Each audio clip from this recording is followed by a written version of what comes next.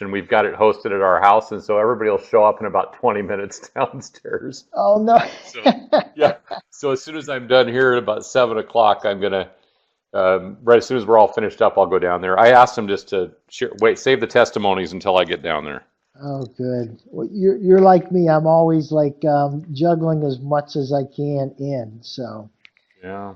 um, Are you home in Indiana? yes. Oh, So good.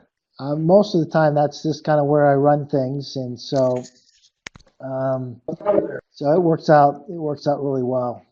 Just roll out of bed and don't have to drive to the office, and um, so get a lot of good things done that way. No, So that's good. Whoa, John. Whoa. I know he's got You to got a make lot it. younger. He's I got mean, to make it. gray is the new blonde. I am telling you. That's right. Wayne, Look at all of us. I know. So where have all the years gone? I can tell. Oh, So yeah. hey, we will put your PowerPoint up here, and let me just show you. Okay, Um, perfect. you will see this arrow down here. Um, Um, you can, well, let me move down. Is it the one I can forward from down at the bottom left-hand yeah, corner? that way. I figured Okay, you have more control. It would be a lot easier. So you that's can. perfect. Okay. So kind of thought that would be good. So um, I just got. You'll see a picture. You'll probably see a picture on the third slide. I had to throw up there because it's we went to I preached for the first time in my life this last weekend. no way. Yeah, I How was was asked it? to. Well, it was. I think I must have spent 60 to 80 hours of prep. Oh, I And do the same thing, and I have like so twice the amount of material that I need. yeah, oh yeah. Wayne, So Hey, how you doing, John? congratulations on the grandbaby, buddy. Oh, thank you. Yeah, we've got the fourth one, and Spencer and Audrey are due with the fifth, so it's exciting. Awesome. Well, what I um, appreciate is that when they're old enough, they can and grab your beard and he's a kind of play pastor with it. too, buddy. Hey, they're doing it. They're doing it. I was just telling Scott, I preached this weekend for the first time in my entire life. And Yeah. so Oh, it was like 60 to 80 hours. Yeah, I did it on, it was the eight part series. I did the last series, but I have to, we have four services. So I had a Thursday night and three on Sunday. And I've done similar talks, but they've usually been spread over a long period of time. And I don't like manuscripting and all that. But anyway, did it, and it seemed to have went well. So we'll see. what was your topic? We've actually been walking through David, and it was the handoff to Solomon. So it was on succession and legacy. Which, yeah, And I'd say you know a little bit about that. Pastor asked, yeah, he asked me in October or August, and I said no. Then he asked me again, I said no. And anyway, I use that as part of my, called by Dan or called by God. I guess, you got to figure out who's calling you.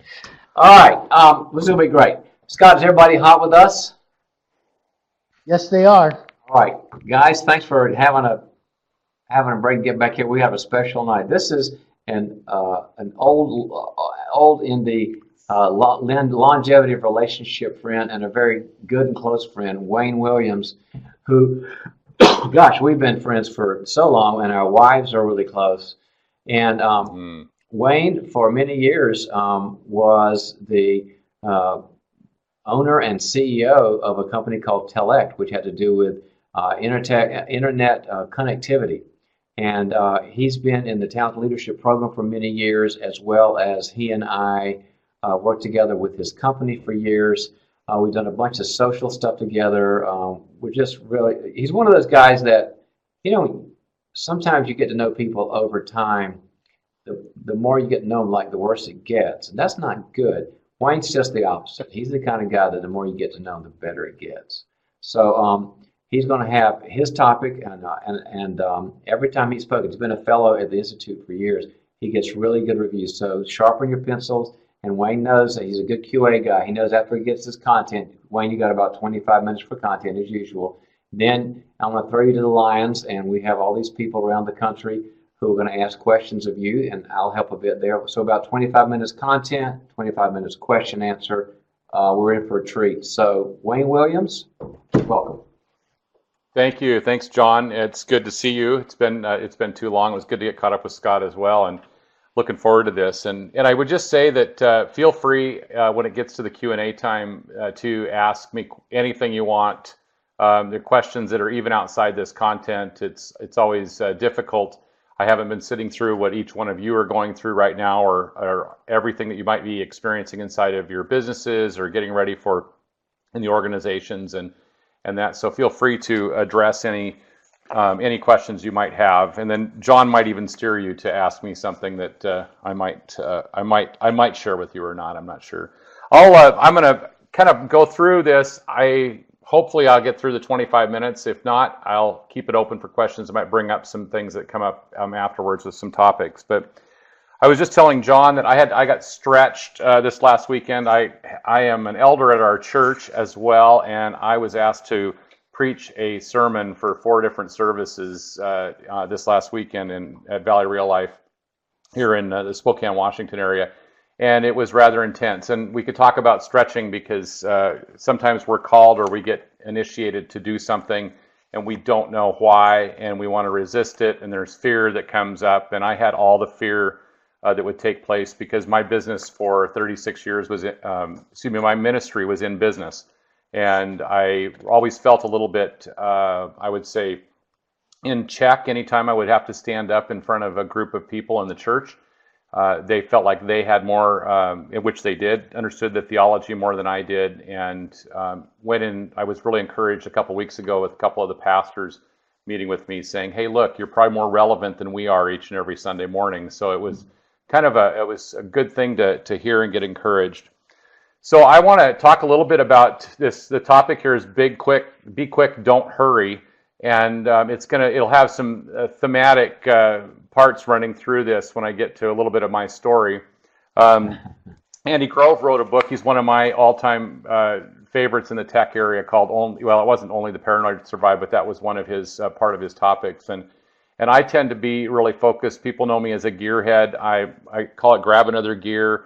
And when I look at that, I want to give you an idea that anytime that I saw a market or something running smoothly, John might open my brain up on this a little bit too, but anytime I saw it running smoothly, I was usually a little more paranoid. I was watching out for something that the competition that might be doing something. I'd watch out for what people would be doing. They might be looking for, pursuing other jobs, other careers, and it could even be just what the markets were doing.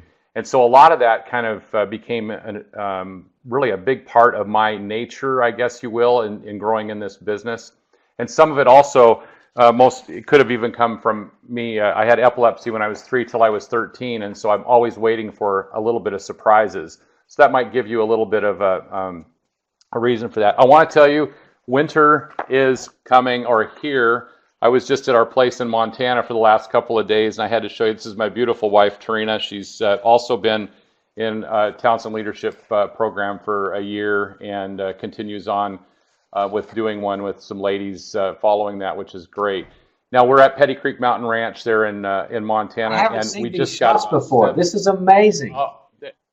I was just up on that hill right above our place this morning. So you'll see that winter really is here. So I'll just give you a quick story of Telec. I started in 1982 with Telec. We're a telecommunications company. Been in business for about 35 years.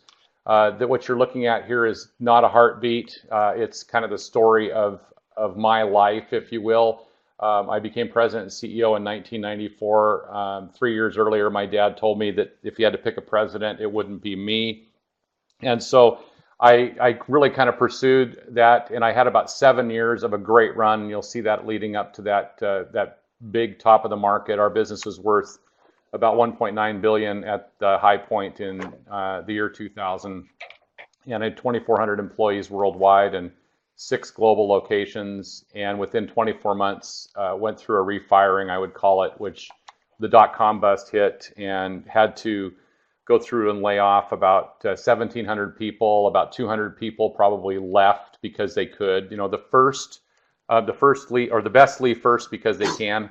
And a lot of times that's one of the things that we learned during that time. But it was really managing difficult times. 70% of our revenue dropped off. And what you see in a little bit of the heartbeat from there on was really a continual reinvention of the business. And in 2004, our business had about 86% of it was in one product line. It was copper for the telecommunications market. And we had to, through all of last year, we had to turn it around where we don't do any more copper today, and majority of the business is in fiber and power. And I'm a fifth generation entrepreneur. My kids right now, they're all in their all of them, including their spouses, are entrepreneurs today. They take care of their own taxes, write their own checks, and have to chase down cash flow. So they've got a bit of understanding with that. So really, I'm going to go through gears real quick. You'll think about this. I love gears. I've had experience on the racetrack. I've also ridden motorcycles, snowmobiles, and you saw that in the mountains. So I do intend to enjoy the outdoors and that. And I really kind of look at what Dwight L. Moody says here: character is what you are in the dark.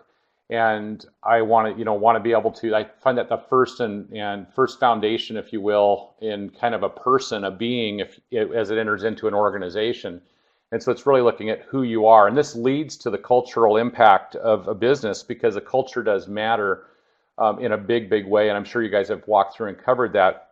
And what I found after 36 years in the business, and we'll come to that. Well, actually, let me back up just a minute before I go through this, because I had at the very end of that, I had Amphenol Telect. A year ago, this last July, I sold our business to a company called Amphenol. They're a publicly traded company on the New York Stock Exchange, and they buy companies like Warren Buffett does, and they put 150 of them they have right now around the world, and they're run by entrepreneurs and people that have a good culture, a good management team, and they buy all the stock. If you're familiar with that, they don't buy any assets. They go after and buy the whole portfolio. So if they do that, they have to know all the dragons and skeletons in your closet, because that's why people buy assets in a company. And then they let you operate with that culture. So I continue to lead culture discussions in the business, but on October 19th this year, my son Spencer Williams took over as a general manager, and selected by the owners, and he's the youngest general manager of 150 plus around the world at 28 years old. And so he's got this, the tenacity of an entrepreneur, but at the same time understands the culture. And I wanted to share with you. Tio here. For our student, this is very important, Wayne. You mentioned that your dad was really negative and dismissive about you, and yet you accomplished great things. I know your son well, Spencer, and I know you raised him in a very different way. What's one thing you did differently with Spencer and your other kids than your dad did with you? Because our holistic leadership folks really get a lot out of that. You were very intentional about a different way of parenting. Yeah, I think that the first thing is treat him like I wanted to be treated, or like I would want to be treated. And that was the first and foremost, I think from a scriptural standpoint. And then two, we had very open communications, shared the tough stuff, not a lot of silence. What I mean by silence, I meant my parents come from a generation where there's secrets, and we don't have secrets. We basically share what was the tough stuff going on. And so it kind of he knew about those layoffs that I was telling you about. I've terminated two of my relatives. One was a former relative, and then I've laid off 4 relatives. And my kids knew that when we were going through it, and I've got relationships with them. And it wasn't that I was. You still had to do the tough stuff in the business, and he saw that. Now he did call me the other night, and he said, "You didn't tell me," because I'm an advisor now at Telect. I'm no longer the general manager. "You didn't tell me how difficult it was going to be when people want to talk about compensation." So that's a whole other topic you might want to have later. But anyway, and you could ask me more questions. I'll be ready on that one. So I've had this saying for years. We had it up on a wall where we do interviewing, and also salespeople come in, it's who you know that gets you the look, it's what you show that gets you the work, and it's what you do that lets you keep it. And it's really in and around relationships. Some of the key things I did to kind of work at developing strong relationships was, stay connected with my team. I did a lot better at this once I started through the Townsend Leadership Program, where I got to where it wasn't just about actions, and that when I saw there was a difficult thing happening, I ended up asking, well, what's going on with that? And, where are you feeling on that? Which were kind of new things for me putting into the business. And then sometimes just letting the whole conversation in a 2-hour meeting that was an hour meeting turn to 2 hours and let people just start hashing out where their emotions were at and how they were feeling about it, only to have it reconcile. And so that was a big thing for me in the last few years. The second thing that I do when I'm interviewing people, I have always done this. I'll block out 2 hours, and sometimes it can be shorter, and then I only tell the person I'm giving them 1 hour. And if I want to go farther at that point in time, I'll say that. I even have my assistant sometimes come in the room and say, "Hey, you've got another meeting," and I would say, "Oh yeah, I need to go," or I would say, "Hey, can you see if we can push that out?" And the reason is because I believe that we never get to know anybody until the second hour. The first hour, it's always very superficial. And then the third point that I would give you is you want to get into that depth with them. And I find people start really talking that second hour. They break down their guard and they do that. And then finally, when we in the business for culture, what we do is we would find that after the culture was taking place, people always said it started in the top, and it did, but I would say from the bottom up, it self-selects. People find out they don't want to work here because that culture's different, or it might not, maybe they're grace oriented and somebody likes law and legalism in the culture. They find themselves out, and even people will call them out in that space. And then the third area, it just really is about the work. I love Tommy Lasorda. I think at the Dodgers said one time, he said there's 3 kinds of people in the world. There are people that make things happen, people that things happen to, and people that stand around and wonder what happened. And I love that line, because what ends up, we've got to have performance, we've got to have the work. And I've made more mistakes in my career caring more about the relationships and loyalty than I did the performance. And I had a professor at my Harvard Business School program back in the 90s that said if I had a person that had on a scale, both scales were at 100%, and if the scale of loyalty was higher than the scale of competency, that I should go back and fire the individual. And I thought that was a powerful statement. And we're all asking, well, why was that? He said, well, because if they're more loyal to you, they're going to tell you what you want to hear, and the people that are competent will tell you what you need to hear.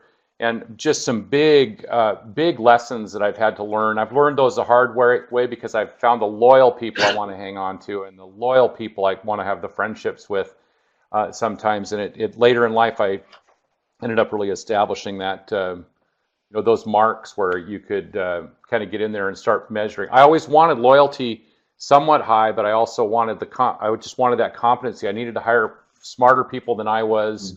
I could never handle an organization of 10 Waynes, and neither could anybody else. And so we make sure that we're finding better people. So I grew up with perfection is not an unreasonable goal. John has known a lot of that. And so nothing I ever did was good enough. And I share that because my life is really about willing to fail. And I use this WTF, and sometimes I don't even put it afterwards because it gets everybody going when it's up there. But I've been an innovator. I've watched people that want everything perfect, and in innovation there is nothing perfect. In business there is nothing perfect. It's in fact in the imperfect is where you make money. And so when inside the organization, and you got to have some movement. And I watch people get, that's this paralysis by analysis. And I watch innovation. Well, that product isn't correct. And you watch Apple even rolling out iPhones. They continually do it, and people say, well, they didn't do this and they didn't do that, and they stand around and they're being critics. And in the meantime, their market cap continues to grow because they are being innovative, and they learn stuff, and they're going to allow some mistakes and have some software issues that come on. And in those software issues, guess what you discover? You discover a lot of great opportunity.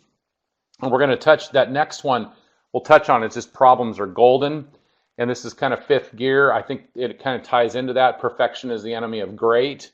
And I learned that in this pursuit of perfection to develop something is it's just so overrated. I'll tell you. I got to speak a couple of years ago to our utility company, Avista Utilities, to their whole customer service department. And I said, their executive team was there and about 120 people. And my opening line was, Avista Utilities, no one here and no one in our community and in your entire service area even cares about you each and every day. And you could just see everybody, it's a little bit uncomfortable. I said, but when do they care about you? It's when the power goes out. And then that's when the service is. And we always try to let, our organizations, we want them to run smooth. And then when there's a problem, everybody complains about it. And I would just say that when those problems, they are golden. They're golden opportunities. Customer has a problem with your product or your service, is don't shy away from it. Just move into it. It's adversity, but there's so much growth that comes from that. And so sixth gear is really about taking a risk. It kind of goes with that idea of not being afraid to fail. And Einstein says that a person who never made a mistake never tried anything new. And I know that. Like I shared that I preached this weekend, at our church, and I've been an elder and I was asked to do it, but I was scared to death to do it. I know that people know the Bible better than I do. I'm feeling all that stuff as I'm preparing for it.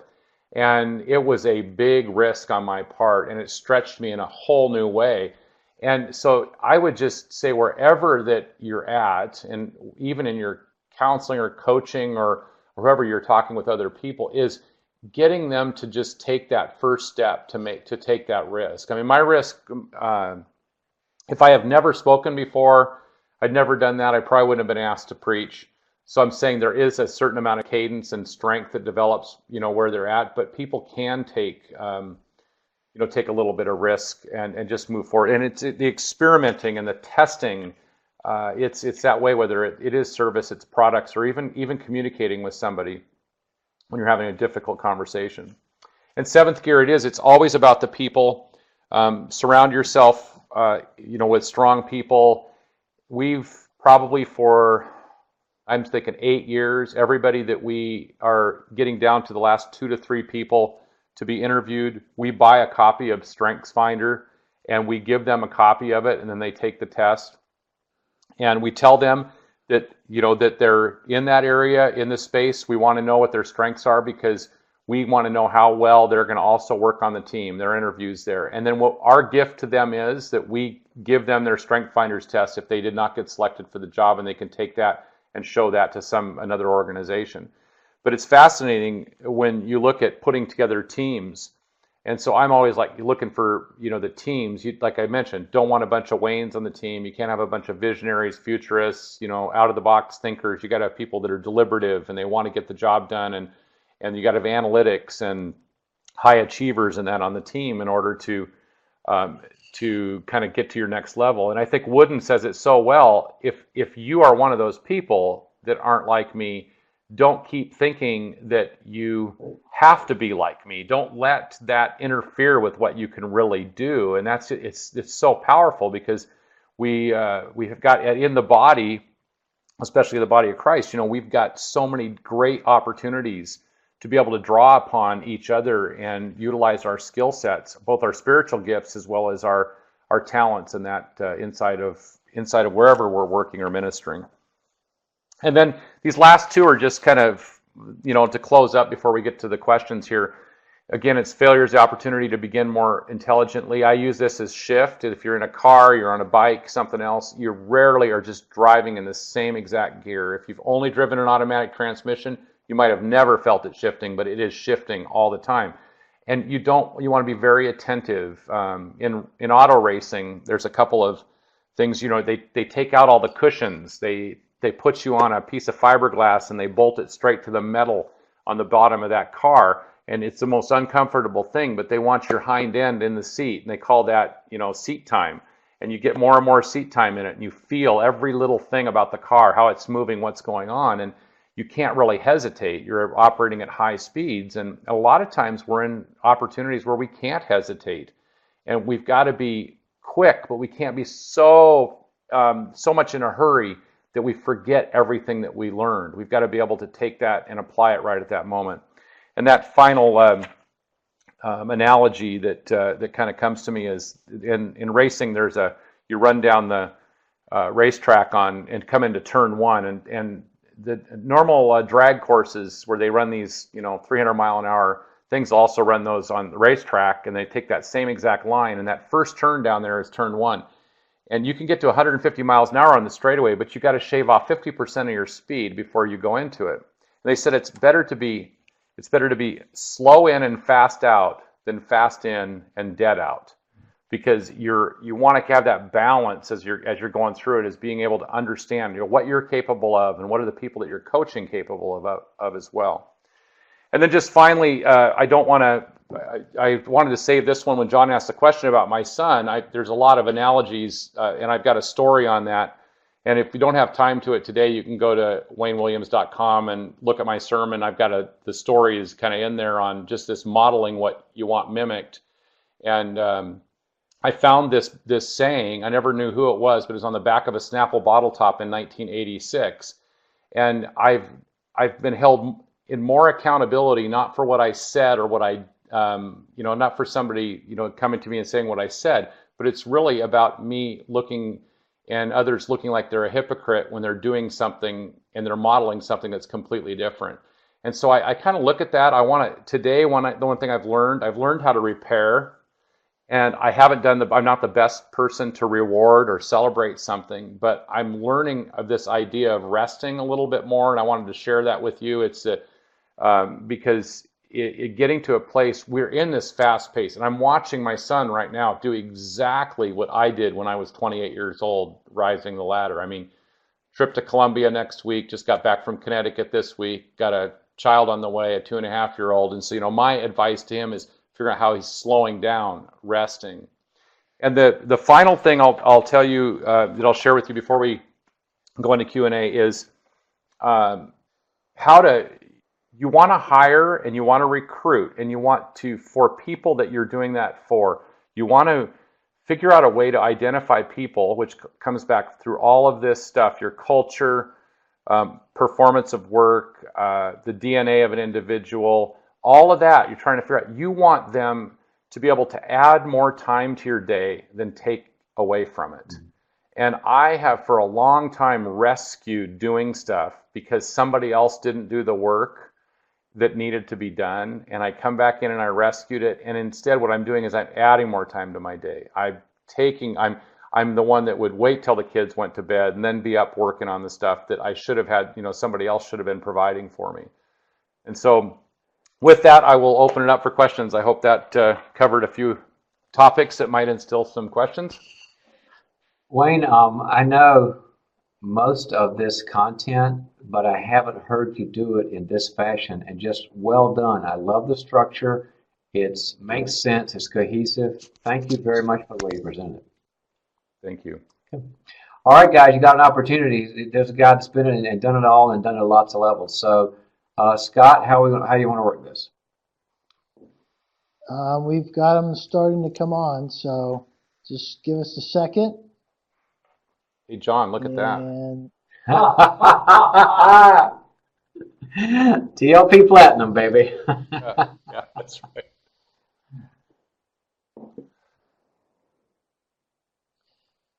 Okay, Kelly and Todd are going to try to get on. So I just enabled both.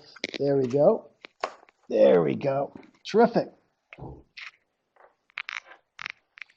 Who's first? Kelly. Hi, Kelly. Welcome to Wayne Williams. Hi, Kelly. Hello. Hi, I'm back again. You had mentioned the Strength Finders assessment and book that you give to all of the employees that, or I guess people that you're interviewing to see if they're a good match. And you had mentioned several strengths that you said that, like, if they're visionary or futuristic, that those aren't people that you wanted on your team. Can you expand on what strengths you look for in people that you hire? I'm glad you circled For your back on healthy that. What I culture? was really trying to do was, my 5 strengths are belief, responsibility, futurist, activator, and self-assuredness. And so when I was telling that I wouldn't want to hire a bunch of people that were visionary or futurists or in that area, I don't want to hire people like me. What we'd be looking at when we're hiring, we're trying, you wouldn't want, here's one. You wouldn't want to hire your CFO that's highly creative, highly visionary, I could name a bunch of stuff because maybe they would have creative financial accounting that would get you into trouble later. You want to hire somebody that's there. So it's really about the balance for the job and understanding what's necessary for the job. Okay. Hey, Todd.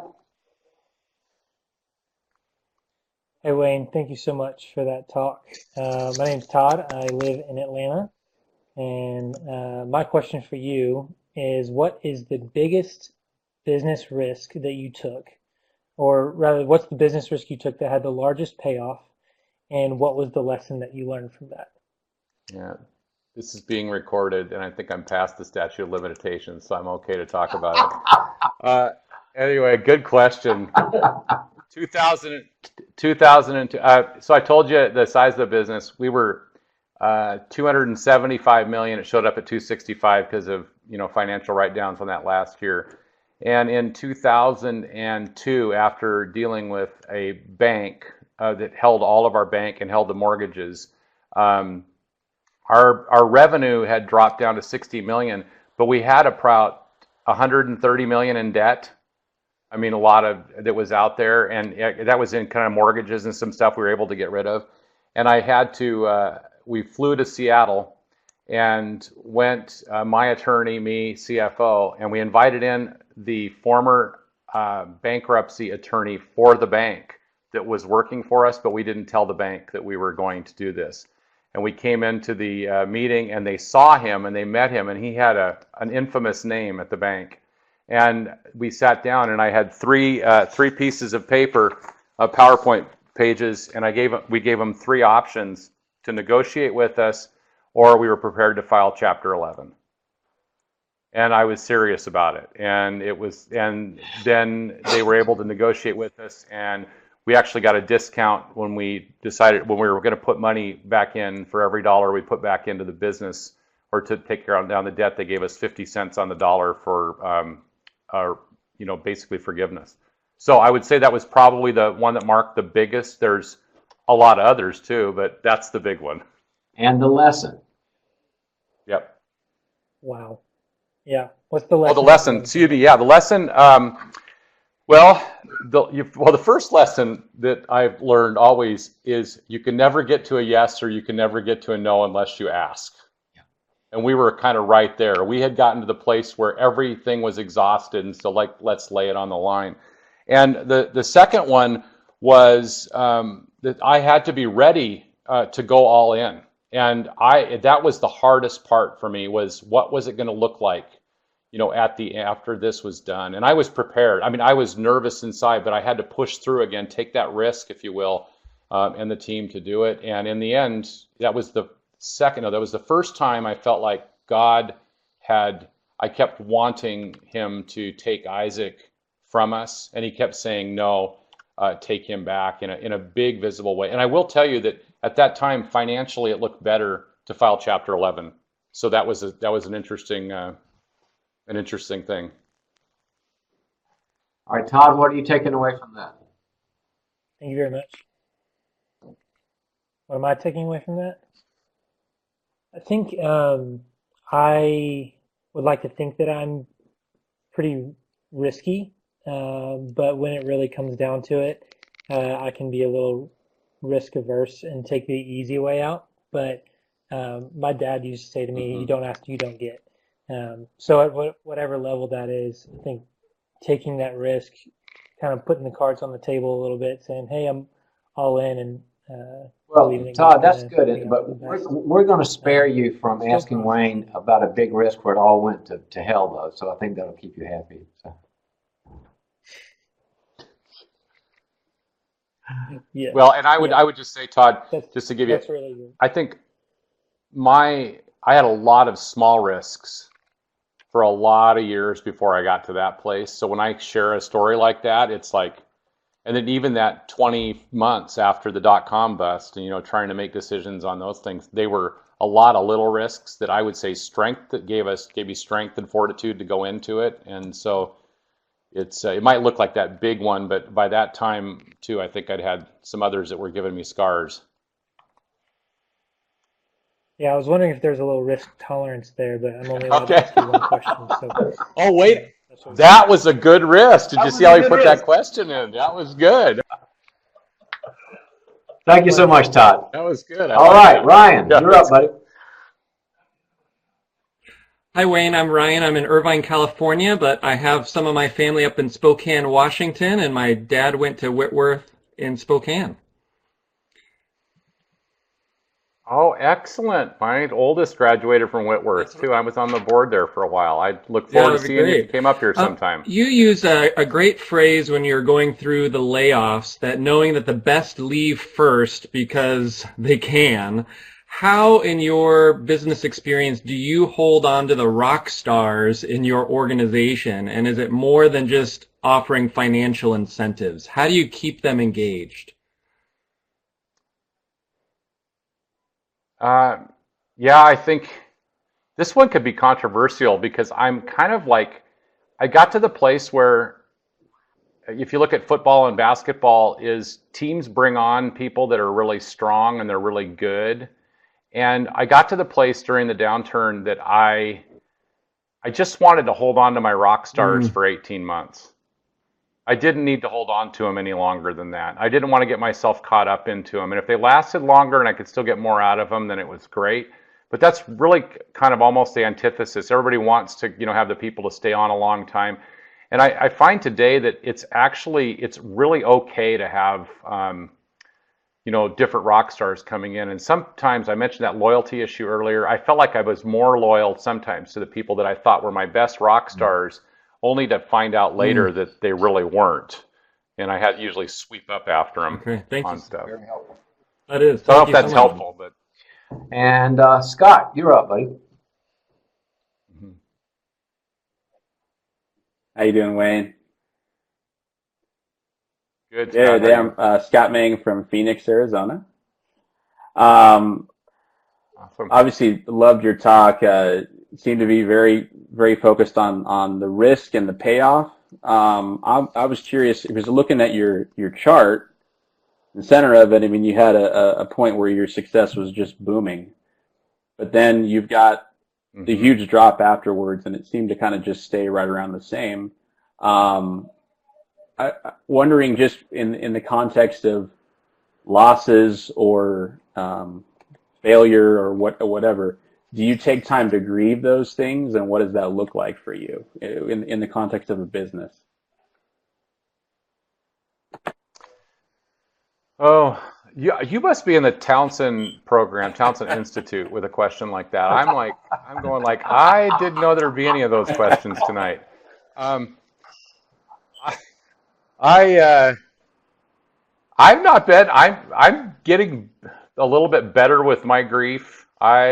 Did not grieve very much. In fact, I would tell you that I had a philosophy when I went into the Townsend Leadership Program that I just like to pave over potholes.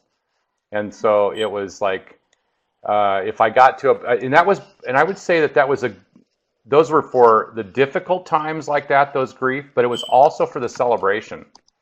And I kind of, I didn't do as good a job of that. In fact, right now with the sale of the business and me ending, I'm still trying to find the time for myself to what grief looks like, because I'm still attached to the business in some ways, and I'm going into next year as an advisor. So I'm kind of like, I haven't had an end. I don't have that necessary ending, if you will, that has been talked about. And I think I've probably done a better job grieving with my wife over all of this stuff and with my family, but I've done a lousy job celebrating. Scott, let me tell you why that answer was valuable.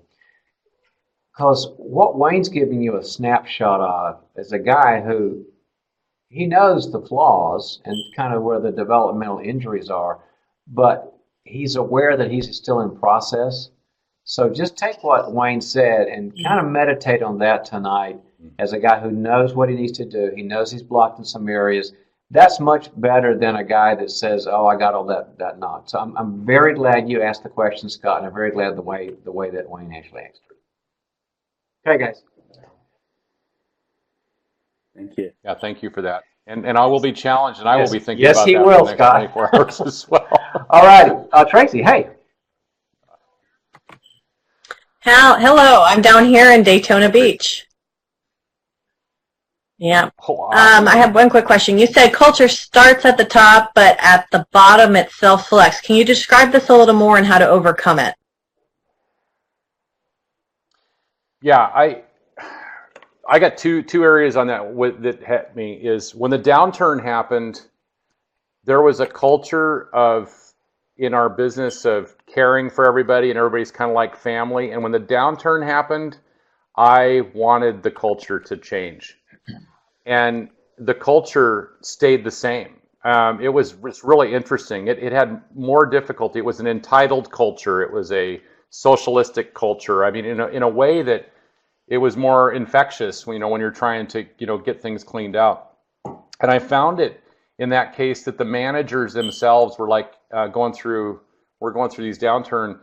They were like in a foxhole, a firefight, if you will, of a battle, and they wanted to keep their heads down. And then everybody that they selected also were safe people for them to select, but I needed to find people that were a little more tenacious, a little more creative, needed to come out of the foxhole, not afraid to go out and take that hill.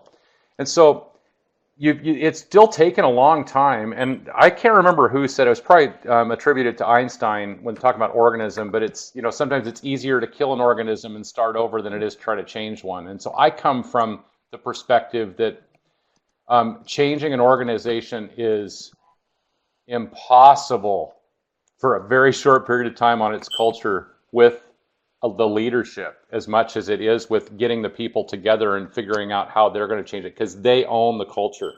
That whole group of people owned the culture. Great, thank you. It's really funny, Tracy. You're bringing back some memories for me that when Wayne and I had a day or two with his top people where we went through the culture model that you guys are learning, and all the ahas that Wayne and I both experienced from what we had a structure for it, but we learned a lot about what they were thinking and feeling. Remember that day, Wayne? Yeah, John's kind of protecting me right here. He told me the night before that there's times that a leader may get asked to be removed from the conversation with the rest of the team. He said, I might ask you to do that. And I think 9:30 on the first morning, he said, I think you can go ahead and go home, go back to the office. And then he spent the next day and a half until the following day until they brought back in. But it just showed you the power of the people. And what it says about you, Wayne, going on. in that it was pretty interesting. You knew what was best for the team, and you were willing to do that. And the good fruit that came from your lack of, self in there. So yeah, it worked out well. Yeah, great. Hey, Chris. Thank you. Hey, Chris McFarland. I'm in Minneapolis, Minnesota, and was really drawn in by the fact that you mentioned a storied history of entrepreneurship in your family. And so I'm kind of curious, essentially, what are 3 foundational steps that you would counsel or consider having a person take in launching their own business today based on your history? Launching the business today, I've actually just set up my own LLC last year to do some work. And so think about this. For 36 years, I never had to sign the paycheck. I didn't have to set up an account.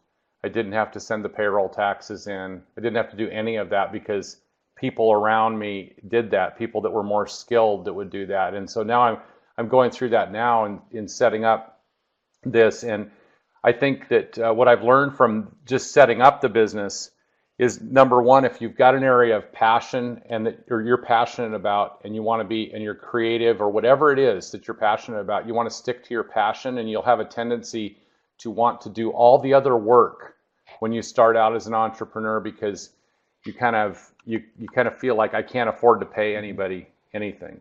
But if you're an entrepreneur and you're a $100 an hour person, if you can hire a $20 an hour person to do the work instead of you, you're putting $80 in your pocket. And so I think sometimes I know carpenters and others that start up and they feel like they've got to do all their own billing, they've got to take care of everything. So I would just say hand the work off like you can, as much as you can.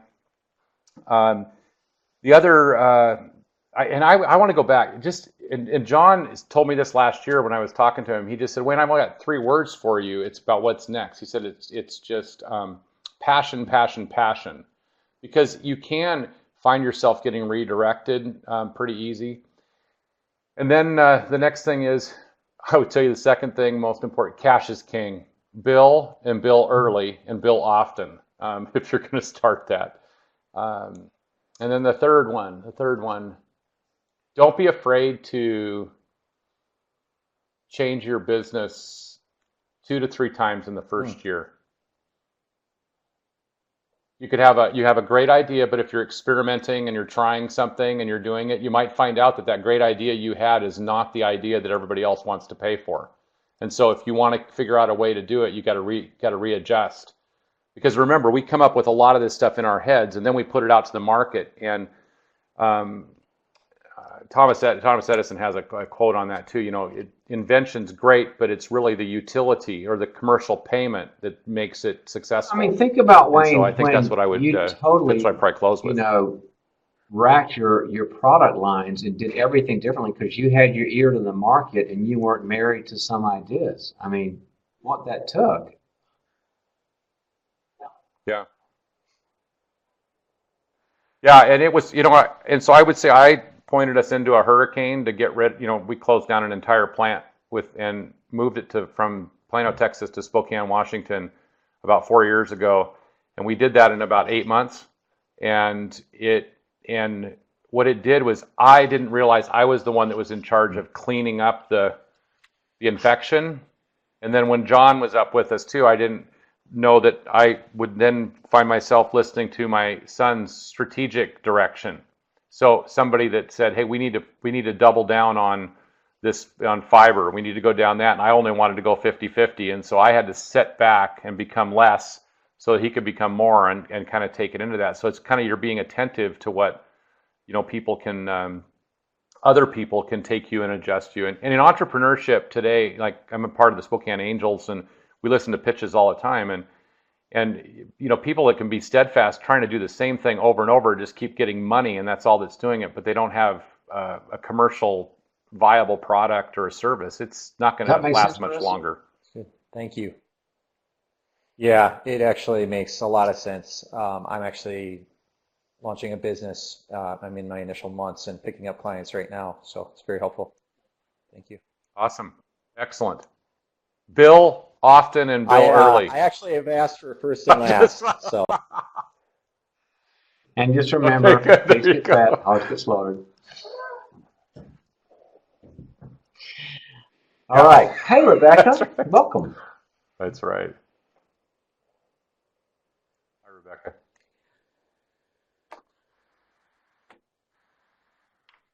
Awesome. Hello, hello. My name is Rebecca thank Cook. you. I am in Shawnee, Thank you. Kansas, and my question thank you for all you shared. Actually, it's been fascinating. I've got lots of written notes from everything you said. Lots of inspiring words. My question is about attachment, and you talked about wanting loyalty and wanting competence and only wanting to keep your rock stars around for about 18 months, but you noticed your rock stars were also kind of the people you were most attached to.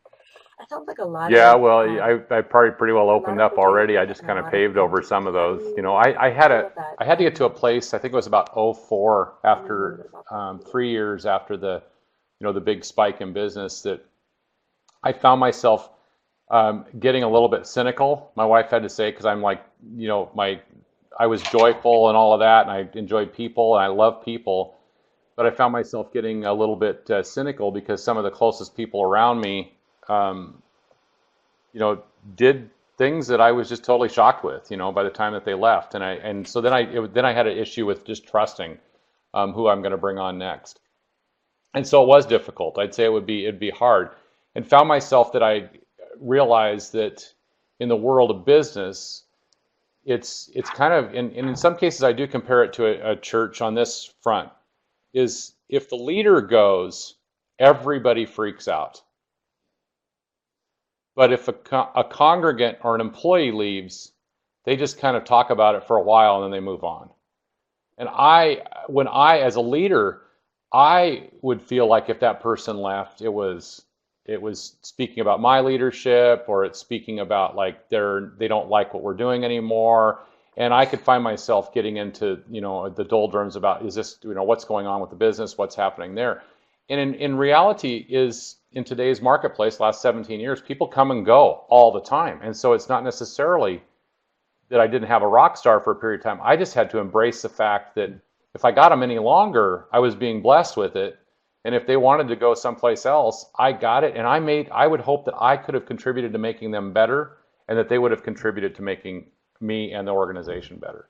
And Rebecca, thank you for being a note taker. I'm a big believer in that too. You got some gold tonight. All righty, Barry, hello, welcome. Barry.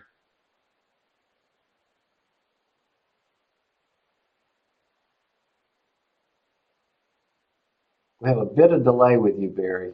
I'm not sure you can hear me okay.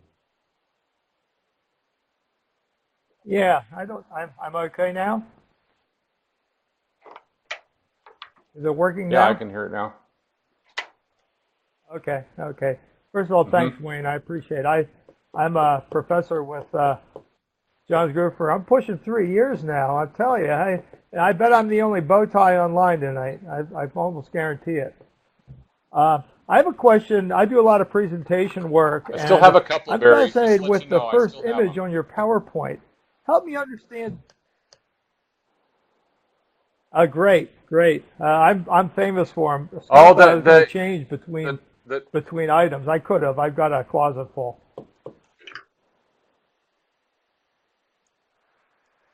Are you talking about on your first PowerPoint? Trying to think. You're talking about the knife, about the sword?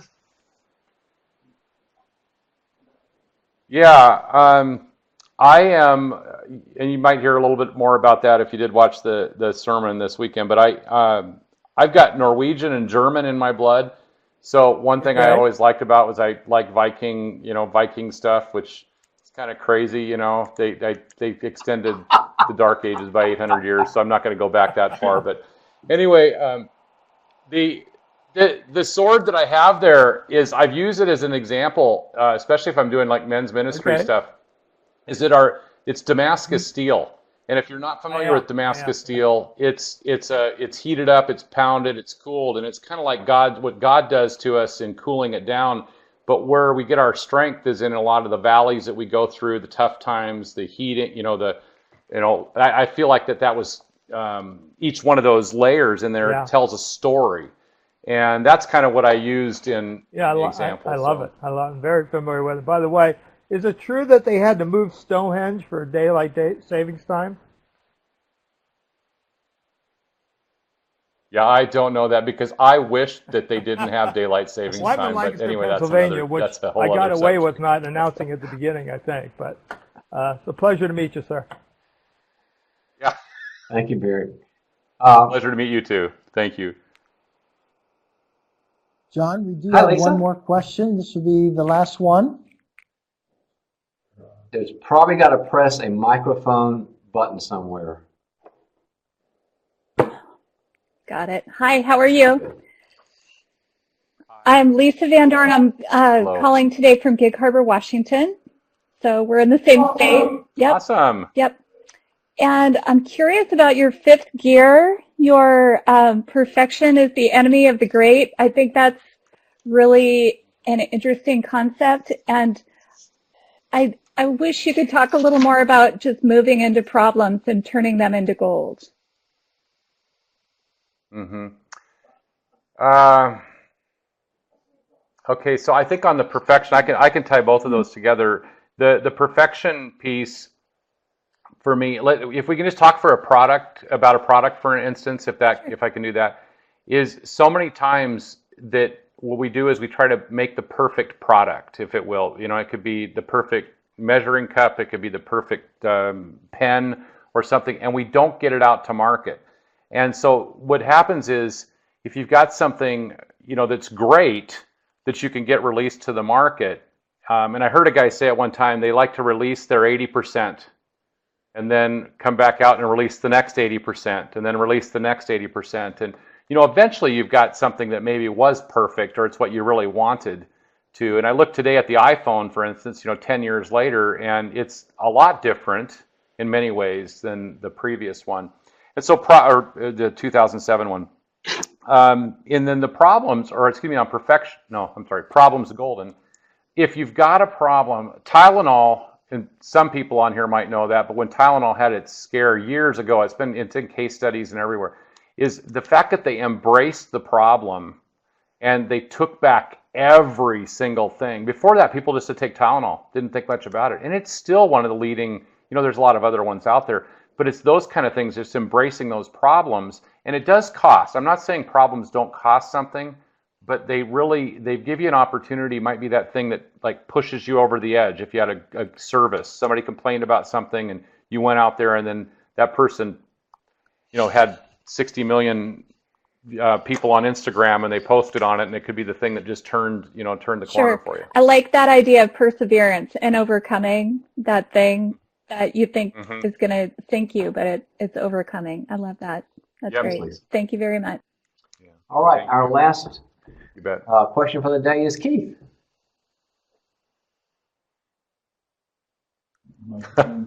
Keith, can you turn your microphone icon on? Good afternoon, gentlemen. My name is Keith Byer. I am calling in from Bethlehem, Pennsylvania.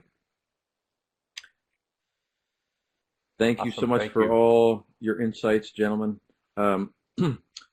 Wayne, I have been challenged by my Professor Michelle Thompson, to be more curious about coaching and figure out how people tick. But one of the challenges right now that I've been challenged with is to kind of embrace, or at least write out the inner critic in my head. And I know you mentioned your father being maybe more of a perfectionist, and that was a challenging relationship. So could you walk with me through your challenging relationship with your father? Because I know I'm certainly dealing with mine right now. Yeah, it's I still am working through this one.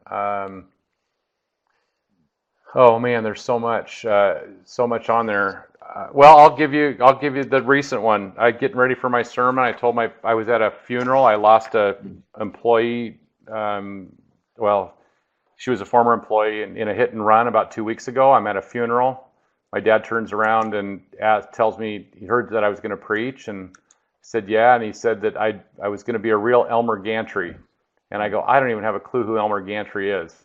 So then I go out, and I don't think anything of it. I'm working on my sermon, and I go out or I don't do anything, and I'm getting it down, nailed down. All of a sudden, I get a link. It's just a Google link, and sends it to me, and I go click it on, and this guy's a hedonistic con man, former drunken guy. It was Burt Lancaster, started in a 1956 film, and I just wrote him back and just said, I do not understand what about this guy represents me in preaching, and so I've drawn a lot more boundaries with my dad in the last couple of years. I kind of got rid of him off the board. I allowed that to happen, and John walked through with me on quite a few of these things, and my dad doesn't understand. I think what really helped me, it kind of locked me up for a little bit, but John told me once, and then my son Mitch is still going to counseling over stuff with my dad. And if you met my dad, he's a great guy. You'd meet him face to face, fine. But there's something off, as I learned, and I have to treat him today a little bit more like a toddler, and realize that he does not have the capacity to, really understand. So, but I have a lot of, and John might be able to add more to it. He's walked through Keith, a a number lot of really stuff with high me on this. performing alphas like Wayne who have a father like that. One of the number one things that helps to sort of resolve the internalized father who is judgmental and can't be pleased and insatiable and moves the goalpost and all those sorts of things and that sort of thing is there's kind of two things you got to do at once. You do have to grieve and be sad because God wanted a dad to be nice to you. And alphas don't, like Wayne said, alphas have a hard time grieving, but when you finally say, I really wanted that, I needed that, and it's so sad that I've got to get it another way, it releases that. But the second thing then is to replace him with others that can give you that affirmation. And that's that whole reparenting, refathering process like it talks about in Psalm 68, God provides a home for the lonely. And Wayne and other really high performers do that. You kind of have to so you can optimize the rest of your head. That's the kind of the short answer. Thank you both. This is huge. Yeah. Well, guys, I hope, like Rebecca, you got a lot of notes. Wayne has not slowed down. He is like going to, I don't know if it's 3.0 to 4.0 now, but we're going to be hearing from Wayne because he's committed to not only personal growth and business growth, he's also committed to spreading what he knows to make the world a better place. So, Wayne, love you, and this was phenomenal. Thank you so much for being with our students today, man. Thank you all. Appreciate it. Enjoyed the questions, and keep rocking. Good luck. Keep rocking. Well, we never know, do we? John, maybe you'll be playing some music for us. All right, you guys take a break. Still live. Still live.